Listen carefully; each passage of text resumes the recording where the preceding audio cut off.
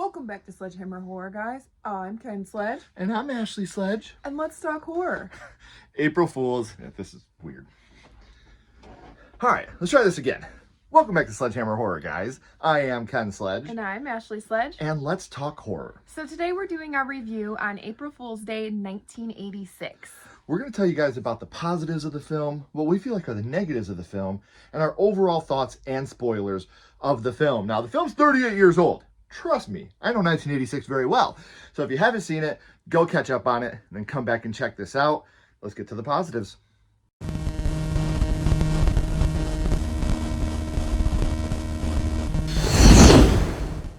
So the positives of this film, it's a very fun, silly slasher. It's unique. It came out in 86 when slashers were really like booming. And I felt like this story was unique to what is really happening. It definitely stands out. It has a very mysterious sounding score. Now, it is a campy, fun slasher film. The score is so serious though, and that's what I love about this film is it does have that fun and campiness to it, but the score just makes it sound so dark and scary, and I love the score that they set with the film. They could have went goofy with the score. Yeah. They didn't. They went very serious with the score, and I think that's actually a testament to how great the filmmakers and the composers were. Yeah, absolutely. There's a scene with the Jack-in-the-Box. It's a jump scare, and it gets me every time. You know, using a little Jack-in-the-Box, you never know when he's gonna pop out. And yeah, it always gets me. It's a fun opening to the film. It does have some great 80s actors. Amy Steele, as we know from Friday the 13th Part 2. Yep. And Thomas F. Williams, you know as Biff, you butthead, from my personal favorite film of all time, Back to the Future. Yeah, he's definitely one of the positives of the film. Like his comedy, it's over the top goofy, but it just lands. It makes you laugh. If the only thing you've ever seen him in is Back to the Future, really look into him. He's a great comedian. He has a song that's called It's Not Gonna Happen, I think is the name of the song. Stop Asking Me the Question is the name of the song. And it's great. It's like all about like his role in Back to the Future. Like, will you call my friend a butthead on his answering machine? It's fantastic. Yeah. So definitely check that out because I got a lot of admiration for him. Yeah. The Friends group, I love the Friends group. They're always goofing around. They're always playing pranks on each other, and they just really feel like they're real friends. Like it's just, I love them together. How are we gonna feel after these beans?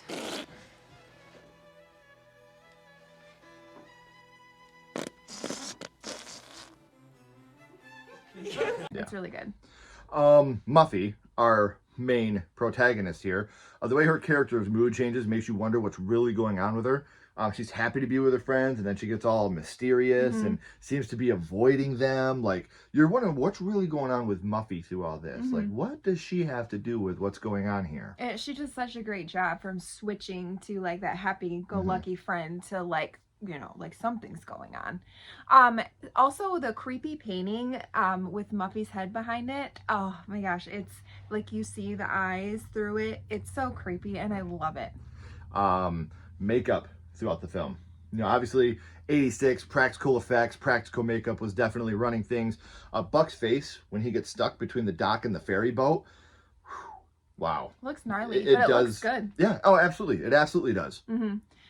Also, just thinking about, they took the spare boat from this island, so now they're stuck on this island. I feel like that amplifies the anxiety and the suspense in this film, so that was a good little touch. Well, yeah, there's no way for you to get away. Yeah. You're stuck on an island. You're stuck on an island. Another positive I can say is it doesn't have moments like this. What the hell is that, Ken? Watch it one more time. That's from the April Fool's Day remake. So at least this doesn't have moments of I try to forget about that, Ken. I try to forget about that. Also, like we said before, it's unique, and the ending, the twist ending, it stands out. That's why I think that I love this movie so much is because it's definitely it's different. It's not just your average slasher. Right.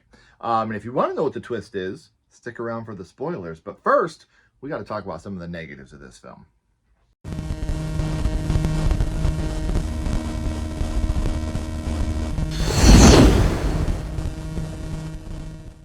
So let's talk about some of the negatives. And I feel like we kind of reached for some of the negatives because we both adore this movie so much. But the beginning sequence with the birthday party and Muffy and her Jack in the Box, it just seems odd. It seems like it doesn't really fit with the rest of the movie. But you can't deny the jump scare is good. Yeah, great jump scare. It does lack the gore aspect. You get some cool makeup effects. And like I said, we'll talk more about this in the spoilers for sure. But it lacks in that area a lot. Yeah. And just some of the things that they use doesn't really make sense. You know what I mean? Yeah, it's the way they do it. Like, how could you do that? Yeah. So, yeah. We'll talk about that in the spoilers, though, I promise. Yeah. Also, so with the pranks, she adds a lot of their trauma, and it just feels mean-hearted, and it doesn't fit with the rest of them goofing around and joking. You know, like Nan, she had a specific thing happen to her, and how she pranks her is mean. Is very mean-hearted, and it really hurts her feelings. And I just feel like, why you can prank somebody, you can scare somebody, but you don't have to bring their trauma Using personal trauma is never okay, No. especially what she uses against Nan. Yeah. Not something that you should ever use against somebody. The hardest choice a woman could probably ever make in her life. Absolutely. So, the well with the heads and Nan's body down there, like, I love this scene in general. You know, could you imagine being in a well with, guys, spoilers, we're gonna say a little bit of spoiler, people die. You know, but you know, she's in the well with the heads and the bodies. Another part that I just think is really, really great. You know, some of the acting in this movie, like, you have your main lead, some of the side characters are a little over the top. Yeah. So there's points where you're like, you know, this is very, very, sometimes it's too on the nose, so it doesn't work. And I feel like some of the goofy off characters are like that sometimes throughout the film. And we'll talk about that again here in a minute with Chazzy Boy, but that's just part that for me was like, what? Come on, man. Like, some of the acting is a little... They had one rule. One freaking rule. You had one rule. Don't split up. And nobody listened. They all split up. I get it. Plot reasonings. But still. Just freaking listen. Don't split up. Follow the rules and you'll live. Like I said, Chaz, he tells Nikki, hey, lighten up. Dude, she was just in a well with all her dead friends. Yeah, like, lighten up? Like, lighten up? How are you lighten up? Like, dude. Yeah, that's one of those moments where, to me, it's just so unrealistic. Yeah. Like, I couldn't imagine seeing their dead friends in a well and maybe like, chill out, man. At least it wasn't you. Right. All right. So you're good. Let's move on, you know. Right. So like Ashley said, this movie is one that obviously is very, very important to both Ashley and I. We both adore this movie. We do. And now we're going to spoil it and tell you why we love it so much.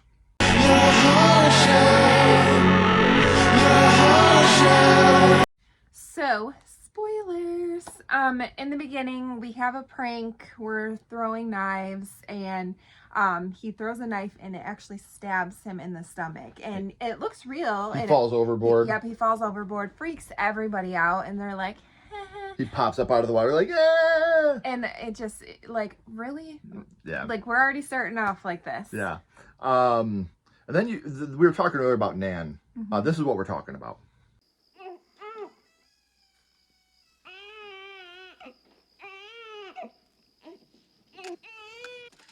So Nan, I don't want to say the word, but she had a termination of some sorts. Yeah. And to prank her with a crying baby, I feel like it's just very mean-hearted, and it's not okay. Sledgehammer Horror will try so hard to keep politics and stuff like that off our channel, but we're both firm believers in my body, my choice.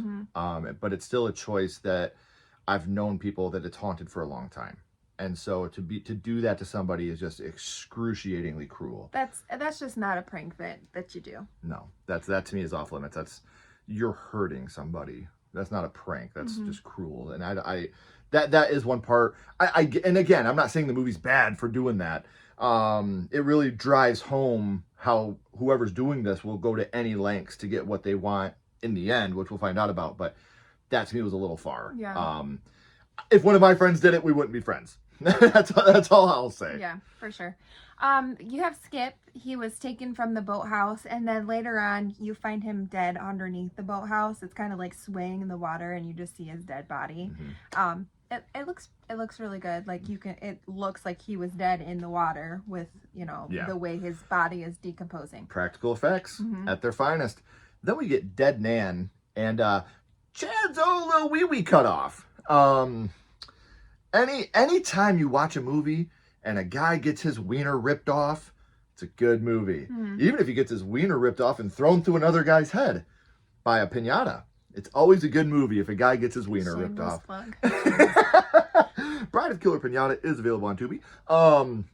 Yeah, more, like now we're starting to, they've gone from pranks to killing people, essentially, in this movie. So you've got all these people that are being pranked, and now the pranks are going so far that they're actually taking people's lives or cutting their manhood off. So never good. No, not at all. When they go up into the attic, they see themselves as like in doll form, and it like all the people that are dead and the ones that are still alive. So someone's up there, playing with them. Very creepy. Super creepy. Seeing a doll version of yourself, very creepy. Yeah, especially if you're like dead or something. Or well, not if you're dead. But yeah. Well, if your doll is dead. Right. I guess if that makes any sense. We also have Arch being hanged in Muffy's room. So like I said, the violence is here. Like there is real violence that's going on in this movie now. Yeah, absolutely. And how they got him up there, I don't know. Right. We'll never know. And then we find out that Muffy has a twin sister who was in a psych ward. So what? Like, what's going on here? Maybe she's back. Muffy's been acting really strange lately. Well, April Fools. The whole thing turns out to be a huge joke, and nobody's dead. Everybody's fine. We talked earlier about how do they do that. There's certain scenes where you're like, how did they get such a great head of this person? Yeah, like that it looks so much like them. Like how did they get that? And the makeup effects. Like how were you able to his face on the boat? Yeah. How are you able to make like there are ways that you could be like, there's no way they could have really done this, but it's 1986 and it's fun. Yeah. So we're not going to poke holes in that. But Muffy plans to turn her house into like a bed and breakfast. Yeah. Where people come in and it's like a whodunit like a type thing, like a type. whodunit bed and breakfast, Which would be really freaking cool. Yeah, but people should know what they're getting into. Yeah. Like she did it on her friends first without. She told them as they were going, I guess, or some of them knew ahead of time. But nobody knew until they like got their kill. Yeah. And then they were part of it, I guess. Yeah. But it's just like if you're going into a bed and breakfast, you should know like I said, she did it with her friends Yeah. to see how the experiment would go. I still think some of the pranks were way too mean-spirited. Yeah. She definitely used a lot of their trauma. So that wasn't okay. And you probably shouldn't do that with your guests because they're not going to come back. Right. Yeah. And the guests at least should know ahead of time. And like she's going to do it. It's going to be a whodunit bed and breakfast, but and then you have the ending where Muffy gets her throat slit. Or did she? Yeah. She turns around and Nan's yeah, like gotcha. Biatch. Yeah. Now who's pranking who? Yeah. So like we said, yeah, there's no death in the movie. So yeah, the kills are lacking, but we still get kills. I mean, you still see the kills. Yeah, you get kills, but they're just, I guess it's not like really gory. It's just more of like a fun makeup, special effects type of thing. But I love this movie. I'm going to give it a 3.75 out of 5. This is a movie that I think is a lot of fun. I think this is one of those most underrated slasher films of all time because you don't have the big bad because it's all fake, but it's still one of those movies that is just so much fun, and every time you rewatch it, it's not like a movie with a twist where you have no rewatchability with it. There's still a lot of fun. You can laugh a lot. The way that the guys are like jumping in the bed together and acting like they're all like, well, maybe we should just take each other then, big boy. Well, unless she knows something we don't. Get over here, big boy. Right. Hold, just holster it, cowboy, will you? Let's fly hide the sausage.